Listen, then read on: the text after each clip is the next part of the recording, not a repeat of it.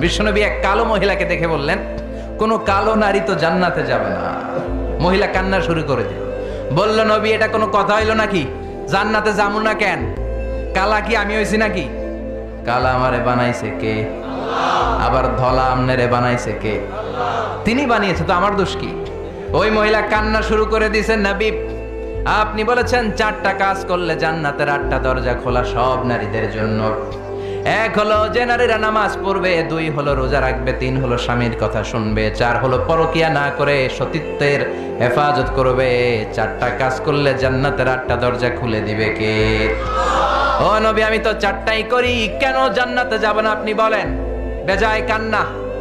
কান্না করতে করতে মহিলা অস্থির বিশ্ব নিয়ে বললেন, থামো, আরে এত কেঁদো না, কেঁদো না, আমি তো মজা করছি। কি করছি? I'm just kidding you. আমি মজা করেছি, আমি ফান করেছি, আমি তো রসিকতা করে